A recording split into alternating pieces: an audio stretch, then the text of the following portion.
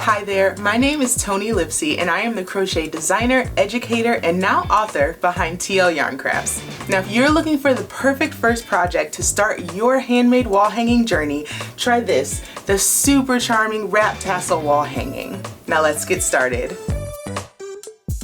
First, let's talk materials. To make your wrap tassel wall hanging, you're gonna need a dowel, some different colored yarn.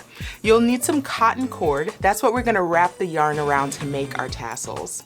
In addition, you'll need some sturdy scissors, a really good adhesive, a tape measure, and I also recommend having a ruler handy as well. And then you're gonna need a strong comb and a pet brush. We'll need that to brush out our tassels at the end. Our first step is to make our lengths of cotton cord. I like to do them all at the beginning just so when I get in the groove of making my tassels, I can keep up with it. We're gonna make 5 12-inch tassels, 6 15-inch tassels, and 5 18-inch tassels. Each tassel has 3 lengths of cotton cord in it, so in total we need 15 lengths of 24-inch cord, 18 lengths of 30-inch cord, and 15 lengths of 36-inch cord. So this is where our tape measure is gonna come in handy. Let's say, for example, we're gonna start with our 12-inch tassels. That means that we need 3 24-inch lengths of cotton cord. It doesn't have to be exact. Nothing about this needs to be exact. By the end, we're going to trim and clean it all up. So if things are too long or even a little too short, nobody's gonna know but you. So there's one length, here's a second, and a third. Next, grab your dowel and the color of yarn you're gonna use. I think I'm gonna go with teal for this one. So I'm gonna take my 3 lengths of cord, fold them roughly in half, and place them over my dowel. I'm gonna keep them kind of towards the end because this is where I'm gonna start wrapping. So grab the end of your yarn, perfect. And what we'll want to do is we'll want to make a loop of yarn that's at least the length of the wrap that we're gonna do. So I'm gonna wrap for, I think, about 4 inches on this one. So I'm just gonna roughly make a loop that I know is at least 4 inches long, just like this. Leave a nice long tail here at the top, and we'll need to leave that out because we're gonna do a little bit of magic to hide our ends. So we're gonna lay this loop across the top of our work like this. And then we're gonna grab the end that's attached to the yarn ball and start wrapping it just a couple times around our dowel and our cord.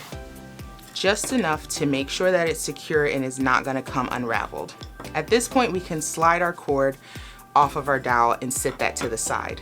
And now I'm just gonna keep wrapping for however long I want to. For this one, it's gonna be about 4 inches. And as I work my way down the cord, I'm making sure that I have even tension on my yarn and also that my wraps stay nice and even next to each other. So I'm not overlapping at all. And then you can kind of push and squeeze as you need to, just to make sure it looks exactly how you want it to. Once you think you're about there, it's a good time to measure out your wrap. So I'm going for 4 inches. Let's see how close I am.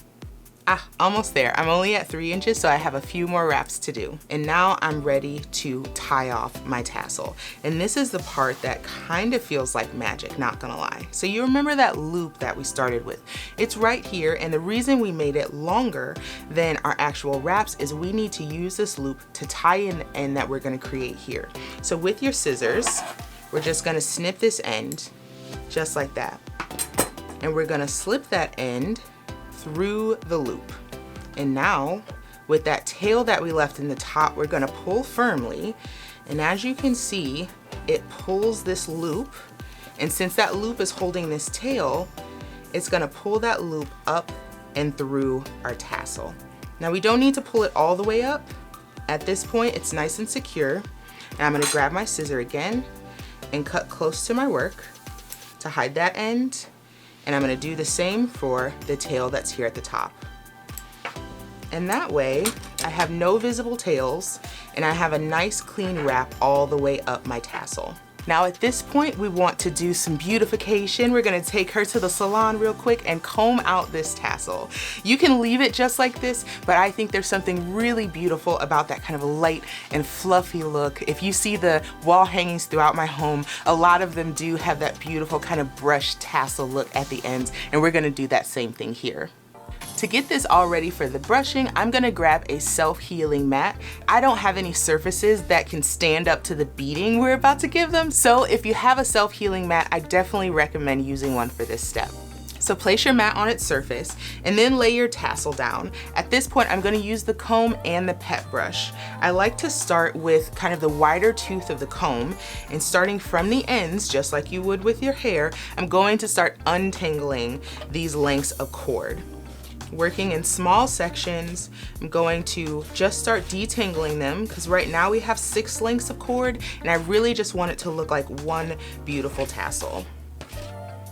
Now that that first step is done, I'm gonna clean out my comb. You're gonna end up with a lot of these little cotton balls, so if you have any kind of allergies, do this in a well-ventilated area, maybe pop a mask on, whatever's easiest for you. And it really does help to take your time at this step. These are the little finishing steps that make a huge difference in that beautiful wall hanging. Next, I like to go in with the pet brush, and this really gives it some polish. We still have a couple little balls of cotton through here, so this is gonna help just kind of clean out those finer bits of cotton that are left behind. Absolutely lovely. I love this step. It's so important to kind of the finished look, at least that I'm going for with my tassel. So now that we've got it all beautiful with her hair straightened, I'm just gonna give it a quick little trim. And this doesn't have to be exact, and I do it after each tassel because I don't want them to look too perfect for this project. I'm just gonna give it a little blunt trim across, just like that. So this is the first of 16 tassels. Keep making your tassels and join me here when you're ready to assemble. I took some time to put all of my tassels in the order that I want for my wall hanging, and I am so in love with this orientation, so I'm ready to put them on my dowel.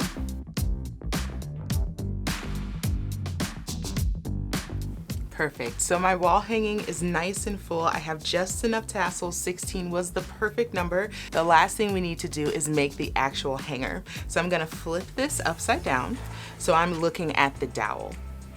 Now, adding this hanger is a combination of very interesting loops that it took me a while to learn. So instead of trying to say it in words, just watch me and follow along, okay? So I have a length of cotton cord here that's 32 inches. And let's get started.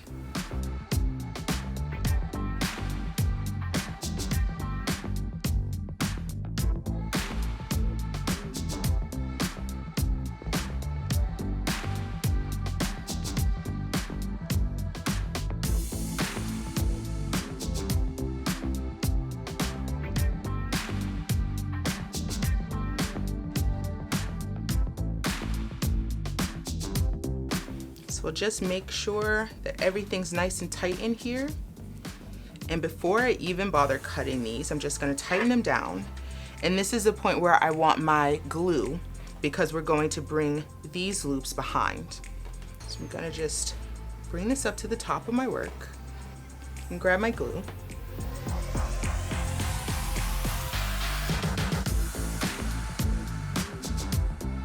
We'll give our glue just a bit of time to dry, and then you'll be ready to hang your wrap tassel wall hanging.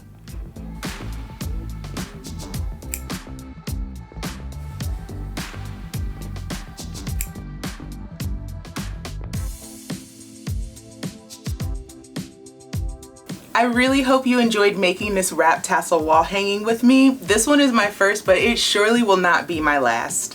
If you're also a fan of crochet, check me out on my YouTube channel, TL Yarn Crafts. I hope to see you again real soon. Have a great day.